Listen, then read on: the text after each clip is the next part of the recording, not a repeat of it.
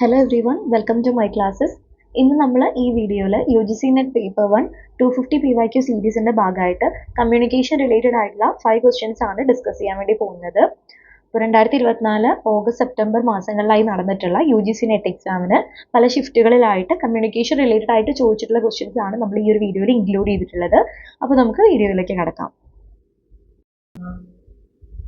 So നമുക്ക് first question നോക്കാം. Access to information through the invention of print was responsible for the emergence of option A, mediated class distinction, B, media monopoly, C, mass media, and D, electronic device of interpersonal communication. അപ്പോൾ നമ്മളോട് ഈ ഒരു ക്വസ്റ്റ്യനിൽ ചോദിക്കുന്നത് print മീഡിയയുടെ കണ്ടുപിടുത്തം, അതായത് അച്ചടിയുടെ കണ്ടുപിടുത്തം ഏതൊരു കാലഘട്ടത്തിനാണ് തുടക്കം കുറിച്ചത് എന്നാണ്. എന്ത് എമർജൻസ് ആണ് പ്രിന്റ് മീഡിയയിലൂടെ ഉണ്ടായിട്ടുള്ളത് എന്നാണ് ചോദിക്കുന്നത്. അപ്പോൾ നമുക്ക് ഓപ്ഷനിൽ തന്നിട്ടുള്ളത് നോക്കുകയാണെങ്കിൽ മീഡിയേറ്റഡ് ക്ലാസ് ഡിസ്റ്റിങ്ഷൻ ഉണ്ട്, media monopoly, mass media, electronic device of interpersonal communication അങ്ങനെയാണ് തന്നിരിക്കുന്നത് അല്ലേ. അപ്പോൾ ഏതതിൽ ആൻസർ വരിക? ആൻസർ വരുന്നത് ഓപ്ഷൻ സി ആണ്, മാസ് മീഡിയ ആണ് ആൻസർ ആയിട്ട് വരുന്നത്. ഓക്കെ, അപ്പോൾ അങ്ങനെയാണെങ്കിൽ നമുക്ക് എന്താണ് മാസ് മീഡിയ എന്നൊന്നും അറിയേണ്ടതായിട്ടുണ്ട് അല്ലേ. അപ്പോൾ നമുക്ക് നോക്കാം എന്താണ് മാസ് മീഡിയ എന്നുള്ളത്. ഇത് കുറച്ച് ഇമ്പോർട്ടൻ്റ് ആയിട്ടുള്ളൊരു ടോപ്പിക്കാണ് കേട്ടോ. കാരണം എന്താ വെച്ചാൽ ഇപ്പോൾ ലേറ്റസ്റ്റ് ആയിട്ട് കുറേ ഷിഫ്റ്റുകളിൽ ഈ ഒരു ഏരിയയിൽ നിന്ന് ക്വസ്റ്റ്യൻസ് വരുന്നുണ്ട്. പക്ഷെ വളരെ സിമ്പിൾ ആയിട്ടുള്ളൊരു ടോപ്പിക്കാണ്, നമുക്ക് ഒന്ന് കേട്ട് കഴിഞ്ഞാൽ തന്നെ മനസ്സിലാക്കാവുന്ന കാര്യങ്ങളേ ഉള്ളൂ. കൂടുതലും സ്റ്റേറ്റ്മെന്റ് റിലേറ്റഡ് ആയിട്ടുള്ള ക്വസ്റ്റ്യൻസ് അങ്ങനെയൊക്കെയാണ് ചോദിച്ചു വരുന്നത്. അപ്പോൾ ജസ്റ്റ് നിങ്ങൾ ഒന്ന് കേൾക്കുക, നിങ്ങൾക്ക് അറിയാത്ത എന്തെങ്കിലും പോയിന്റ് ഉണ്ടെങ്കിൽ മാത്രം ഒന്ന് നോട്ട് ചെയ്ത് വെക്കാം. ഓക്കെ, അപ്പോൾ നമുക്ക് നോക്കാം എന്താണ് mass media. Outside the realm of interpersonal communication exists another form of communication which involves communication with mass audiences, and hence the name mass communication and the channels through which this kind of communication take place are referred to as mass media.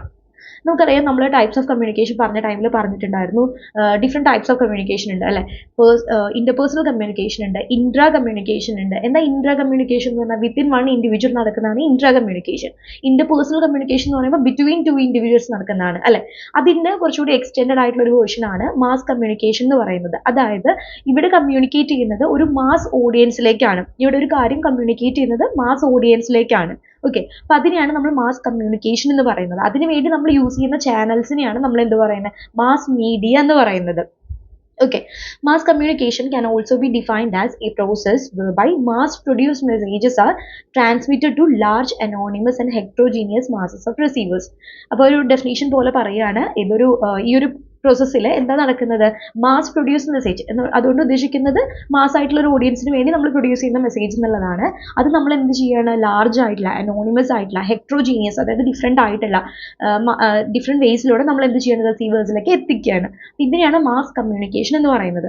Both mass communication and mass media are generally consider synonymous for the sake of convenience. നമ്മൾ ഈ രണ്ട് ടേംസും പരസ്പരം interchange ചെയ്തിട്ട് use ചെയ്യാറുണ്ട്. Okay, ഏകദേശം ഒരേ അർത്ഥം തന്നെയാണ് രണ്ടിലും വരുന്നത്.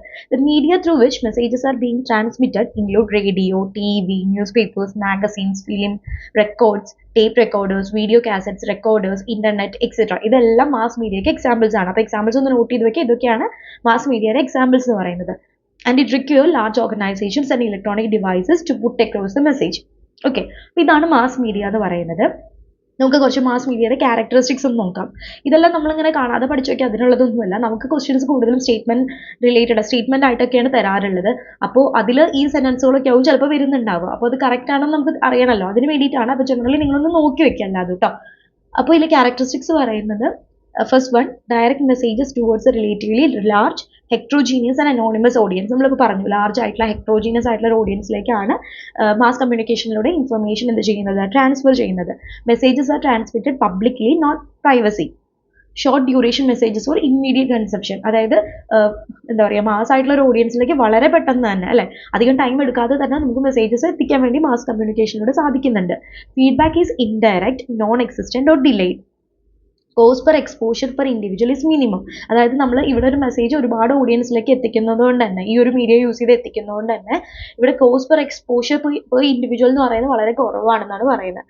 Sources belongs to organisation or institution. Mostly one way type of communication ആണ് മാസ് കമ്മ്യൂണിക്കേഷൻ എന്ന് പറയുന്നത്. ഓക്കെ, ഇതൊക്കെയാണ് ക്യാരക്ടറിസ്റ്റിക്സ്. ആ ലാസ്റ്റ് പോയിന്റ് ഒന്ന് ശ്രദ്ധിക്കണേ. Mostly one way type of communication ആണ് മാസ് കമ്മ്യൂണിക്കേഷൻ. ഇനി നമുക്ക് ടൈപ്സ് ഓഫ് മാസ് മീഡിയ നോക്കാം. ഇതും കുറച്ച് ഇമ്പോർട്ടൻ്റ് ആയിട്ടുള്ള ഒരു ടോപ്പിക്കാണ് കേട്ടോ. അപ്പോൾ ഏതൊക്കെയാണ് ഡിഫറെൻറ്റ് ടൈപ്സ് എന്നുള്ളത് നോട്ട് ചെയ്യുക. അതുപോലെ തന്നെ ഓരോ ടൈപ്സിനുള്ളിൽ വരുന്ന എക്സാമ്പിൾസും ഒന്ന് നോട്ട് ചെയ്ത് വെക്കാം. അപ്പോൾ നമുക്ക് നോക്കാം types of mass media. Mass media can be classified according to the physical form, the technology involve and the nature of the communication process. അപ്പോൾ നമുക്ക് ക്ലാസിഫിക്കേഷൻ ഇങ്ങനെയൊക്കെയാണ് വരുന്നത്. ഫസ്റ്റ് ക്ലാസിഫിക്കേഷൻ എന്ന് പറയുന്നത് ട്രഡീഷണൽ മീഡിയ എന്നുള്ളതാണ്. The traditional arts and folk arts combine several art forms like dance, music, songs, and theatre to attract audiences. The performances are spontaneous and most often made on the spot. അപ്പോൾ traditional മീഡിയയിൽ വരുന്നത്, അതായത് പണ്ടത്തെ കാലത്ത് mass media ആയിട്ട് use ചെയ്തിട്ടുണ്ടായിരുന്നു. പണ്ടത്തെ കാലത്തൊക്കെ നമുക്കറിയാം ഇപ്പോൾ എന്തെങ്കിലും സോഷ്യലി റെലവൻ്റ് ആയിട്ടുള്ള കാര്യങ്ങളൊക്കെ ഒരുപാട് പേരിലേക്ക് എത്തിക്കാൻ വേണ്ടിയിട്ട് എന്താ പറയുക, നാടകം, അങ്ങനെ പലതരം കലാരൂപങ്ങളൊക്കെയാണ് യൂസ് ചെയ്തിട്ടുണ്ടായിരുന്നത് പണ്ടത്തെ കാലത്ത് കേട്ടോ. ഓക്കെ, അപ്പോൾ ഫോക്ക് ആർട്സ് അതൊക്കെയാണ് യൂസ് ചെയ്തിട്ടുണ്ടായിരുന്നത്. അപ്പോൾ ഇതൊക്കെയാണ് ട്രഡീഷണൽ മീഡിയയിൽ വരുന്നത്. മെയിനായിട്ട് traditional arts, folk arts. Example പറയുന്നത് ഡാൻസ്, മ്യൂസിക്, സോങ്സ്, തിയേറ്റർ, അങ്ങനെയുള്ള കാര്യങ്ങളാണ്. ഓക്കെ, അപ്പോൾ ഇതൊക്കെ ട്രഡീഷണൽ മീഡിയയ്ക്ക് എക്സാമ്പിളാണ്. ഇനി അടുത്തതാണ് പ്രിന്റ് മീഡിയ. പ്രിന്റ് മീഡിയയിൽ വരുന്നത്, print media served as a major means of communication reaching a wide audience. Print media വന്നതോട് കൂടിയിട്ടാണ് വലിയൊരു മാറ്റം ഈ മാസ് മീഡിയയിൽ ഉണ്ടായിട്ടുള്ളത്. Okay, major forms of print media are newspapers, magazines and periodicals, books etcetera.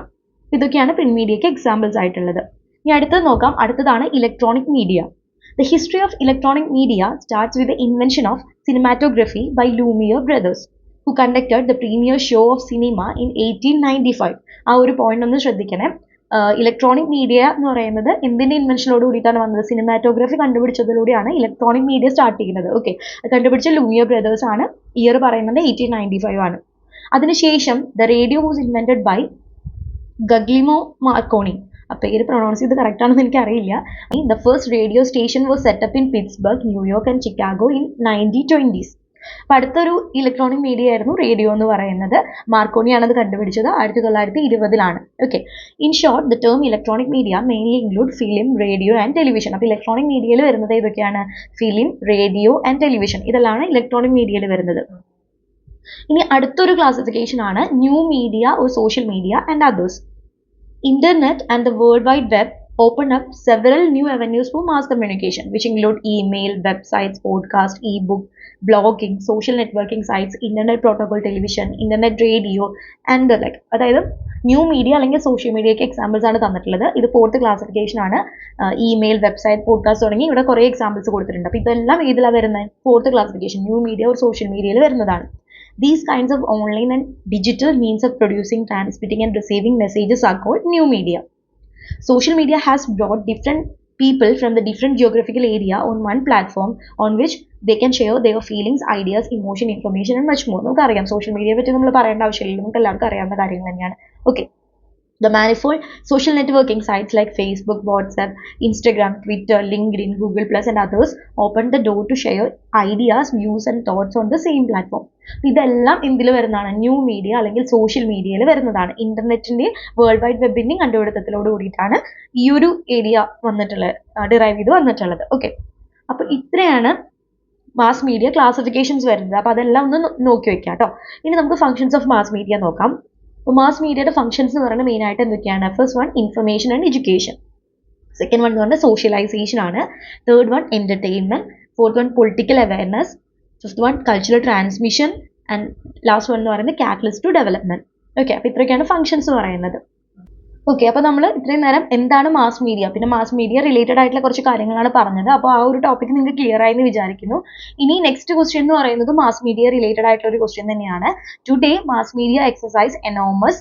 Option A corporate power, B ethical might, C economic influence and D trade unionism. എന്താ ഇന്നത്തെ കാലത്തെ മാസ് മീഡിയയിൽ നമുക്ക് കൂടുതൽ കാണാൻ സാധിക്കുക എന്ത് കാര്യമാണ്?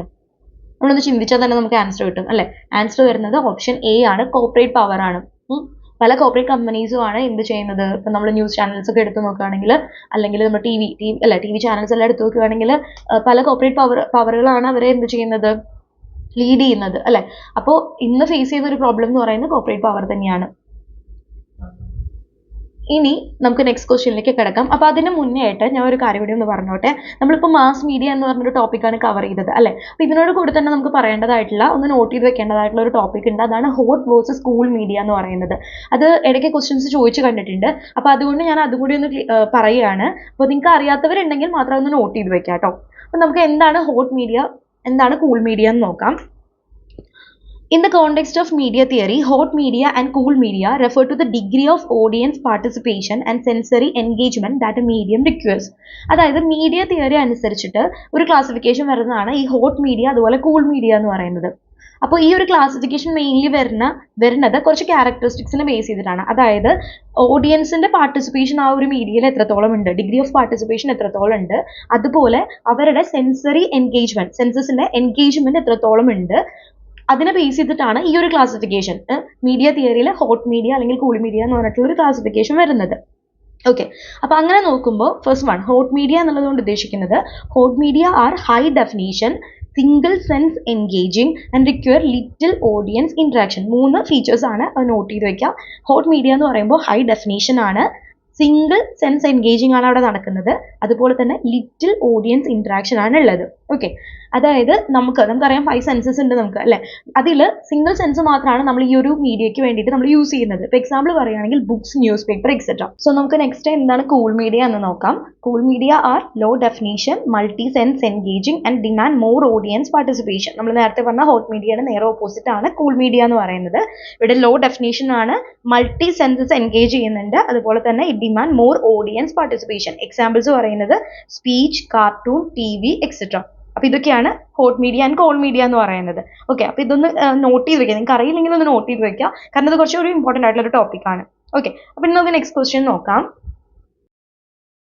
Which of the following are the characteristics of the broadcast first media era? Decentralized, one-way communication, multimodal communication, state control from the preemptive, a means of inequality. അപ്പോൾ ഈ ഒരു ക്വസ്റ്റ്യൻ നമ്മൾ ആൻസർ ചെയ്യണമെങ്കിൽ നമുക്ക് എന്താണ് ഈ ഫസ്റ്റ് മീഡിയ എറ എന്നുള്ളത് അറിയേണ്ടതായിട്ടുണ്ട് അല്ലേ. അപ്പോൾ നമുക്ക് അത് ആദ്യം നോക്കാം. എന്താണ് ഫസ്റ്റ് മീഡിയ എറ?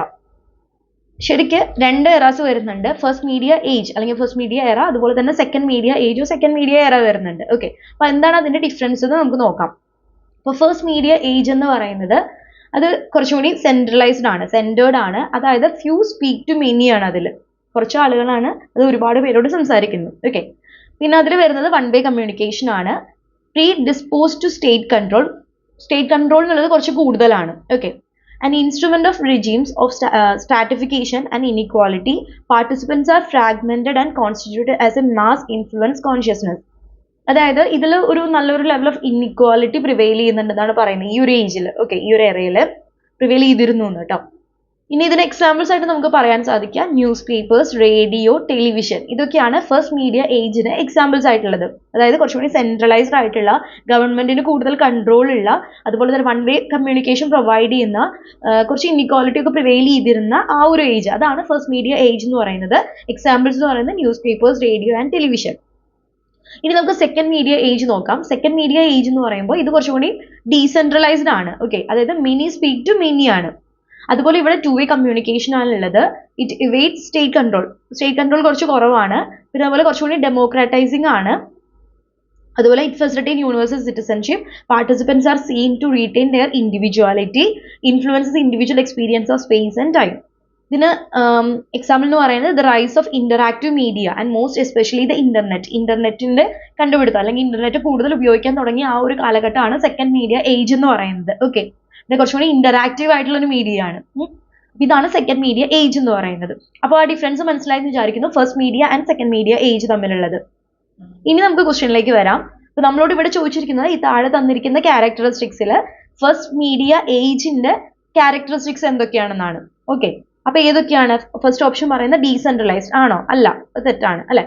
ബി വൺ വേ കമ്മ്യൂണിക്കേഷൻ, അതുണ്ട്. സി മൾട്ടി മോഡൽ കമ്മ്യൂണിക്കേഷൻ, അതില്ല. Option D state control from the preemptive, അതുണ്ട് അല്ലെ. എ മീൻസ് ഓഫ് ഇൻഇക്വാലിറ്റി ഉണ്ട്. അപ്പൊ ഇവിടെ ഏതൊക്കെയാ? ബി, ഡി ആൻഡ് ഇ ആണ് വരുന്നത് അല്ലെ. അപ്പൊ ആൻസർ വരുന്നത് ഓപ്ഷൻ 2 ആണ്, B, D, E only. Okay, ഇനി നമുക്ക് നെക്സ്റ്റ് ക്വസ്റ്റ്യൻ നോക്കാം. The interactive technologies are responsible for the appearance of which media age എന്നാണ് ചോദിച്ചിരിക്കുന്നത്. നേരത്തെ നമ്മൾ പറഞ്ഞ ആ കാര്യത്തിനോട് റിലേറ്റ് ചെയ്തിട്ടുള്ള തന്നെയാണ് കേട്ടോ. ഓപ്ഷൻസ് വരുന്നത് traditional media age, second option broadcast media age, market media age and second media age. Interactive technologies എന്ന് പറയുമ്പോൾ ഏത് ഏജ് ആണ്? സെക്കൻഡ് മീഡിയ ഏജ് ആണ് അല്ലെ. അപ്പൊ ഇവിടെ ആൻസർ വരുന്നത് ഓപ്ഷൻ 4 ആണ്, സെക്കൻഡ് മീഡിയ ഏജ് ആണ്. ഇനി നമുക്ക് ലാസ്റ്റ് ക്വസ്റ്റ്യൻ നോക്കാം. What are the characteristics of post modern mass media? എന്താ ഈ പോസ്റ്റ് മോഡേൺ മാസ് മീഡിയ എന്ന് പറയുന്നത്? ഇപ്പൊ നമ്മൾ എന്താണ് മാസ് മീഡിയ എന്ന് നമ്മൾ മുന്നത്തെ ഒരു ക്വസ്റ്റ്യനിൽ പറഞ്ഞിട്ടുണ്ടായിരുന്നു അല്ലെ. പോസ്റ്റ് മോഡേൺ മാസ് മീഡിയ എന്ന് പറയുമ്പോൾ it refers to the influence and impact of mass media in a post modern society. അതായത് മാസ് മീഡിയ നിലവിൽ വന്നിട്ട് അതിന്റെ എല്ലാ ഇൻഫ്ലുവൻസ് സൊസൈറ്റിയിലേക്ക് വന്നിട്ട് അതിനുശേഷമുള്ള ഒരു കാലഘട്ടം, അതാണ് പോസ്റ്റ് മോഡേൺ മാസ് മീഡിയ എന്ന് പറയുന്നത്. ഓക്കെ, ഈ ഒരു കാലഘട്ടത്തിന്റെ പ്രത്യേകത എന്താ വെച്ചാൽ media reality is the new reality. നമ്മൾ പണ്ട് ഈ സിനിമയിലൊക്കെ കാണുന്ന കാര്യം എന്തെങ്കിലുമൊക്കെ കാണുമ്പോൾ നമ്മൾ പറയുകയെ അതൊക്കെ സിനിമയിലേ നടക്കുള്ളൂ, റിയൽ ലൈഫിൽ അതൊന്നും നടക്കില്ല എന്നൊക്കെ നമ്മൾ പറയില്ലേ. പക്ഷെ ഇന്നത്തെ ഒരു കാലഘട്ടം എന്ന് പറയുന്നത് അങ്ങനെയല്ല. നമുക്ക് മീഡിയയിൽ കാണുന്ന കാര്യങ്ങൾ എന്തോ അത് റിയൽ ലൈഫിൽ നടക്കുന്ന കാര്യങ്ങളാണ് അല്ലെ. ആ ഒരു ഡിസ്റ്റിങ്ഷൻ എന്ന് പറയുന്നത് ഇല്ലാണ്ടായിരിക്കുന്നു ഇന്നത്തെ ഈ ഒരു കാലഘട്ടത്തിൽ. ഓക്കെ, അപ്പോൾ അത് മീഡിയ റിയാലിറ്റി എന്ന് പറയുന്നത് ന്യൂ റിയാലിറ്റി ആയി മാറിക്കൊണ്ടിരിക്കുകയാണ്. We know longer have any sense of difference between the real things and the images of them, or real experience and the simulations of them.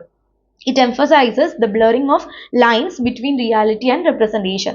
ആ ഒരു റിയാലിറ്റി അല്ലെങ്കിൽ representation തമ്മിലുള്ള ആ ഒരു ഡിസ്റ്റിങ് ചെയ്യുന്ന ഒരു ലൈൻ ഉണ്ടെങ്കിൽ അത് ഇല്ലാതായിക്കൊണ്ടിരിക്കുകയാണ് ഈ ഒരു ഇതിൽ പോസ്റ്റ് മോഡേൺ മാസ് മീഡിയയിൽ എന്നാണ് പറയുന്നത്. ഓക്കെ, അപ്പോൾ അങ്ങനെയാണെങ്കിൽ നമുക്ക് ഇതിന്റെ ക്യാരക്ടറിസ്റ്റിക്സ് ഒന്ന് നോക്കാം. എ പറയുന്നത് immobility, B mobility, C globalisation, D simulation and E linearity. ഏതൊക്കെയാണ് വരുന്നത്? മൊബിലിറ്റി വരും അല്ലെ, ഓപ്ഷൻ ബി വരും, മൊബിലിറ്റി വരും, അതുപോലെ സി ഉണ്ട് അല്ലെ, ഗ്ലോബലൈസേഷൻ ഉണ്ട്, പിന്നെ അതുപോലെ തന്നെ ഏതാ വരിക? Option D simulation. സിമുലേഷൻ എന്നുള്ളത് നമ്മളിപ്പോൾ പറഞ്ഞിട്ടുണ്ടായിരുന്നു അല്ലെ. സിമുലേഷൻ. ഓക്കെ, അപ്പോൾ ബി സി ഡി ആണ് ആൻസർ വരുന്നത്. ഓപ്ഷൻ 2 ആണ്, ബി സി ഡി ഓൺലി ആണ് ആൻസർ ആയിട്ട് വരുന്നത്. അപ്പോൾ നമ്മൾ ഈ ഒരു വീഡിയോയിൽ മെയിൻ ആയിട്ട് നമ്മൾ കവർ ചെയ്തത് കമ്മ്യൂണിക്കേഷനിലെ മാസ് മീഡിയ എന്ന് പറയുന്ന ഒരു ടോപ്പിക്കാണ്. എന്താണ് mass media, different types of mass media, അതുപോലെ തന്നെ പോസ്റ്റ് മോഡേൺ മാസ് മീഡിയ, അതുപോലെ നമ്മൾ മീഡിയ ഏജ് പറഞ്ഞിട്ടുണ്ടായിരുന്നു, ഹോട്ട് മീഡിയ, കൂൾ മീഡിയ പറഞ്ഞിട്ടുണ്ടായിരുന്നു. കമ്മ്യൂണിക്കേഷനിൽ മെയിൻ ആയിട്ടുള്ള കുറേ ടോപ്പിക്സ് നമ്മൾ ഇതിൽ കവർ ചെയ്തിട്ടുണ്ട്. ഓക്കെ, അപ്പോൾ ഈ ഒരു വീഡിയോ നിങ്ങൾക്ക് ക്ലിയർ ആയെന്ന് വിചാരിക്കുന്നു. വീഡിയോ ഇഷ്ടപ്പെട്ടുവെങ്കിൽ തീർച്ചയായിട്ടും ലൈക്ക് ചെയ്യാനും ഷെയർ ചെയ്യാനും ചാനൽ സബ്സ്ക്രൈബ് ചെയ്യാനും മറക്കരുത്. അപ്പോൾ നമുക്ക് നെക്സ്റ്റ് വീഡിയോയിൽ കാണാം. Thank you learners.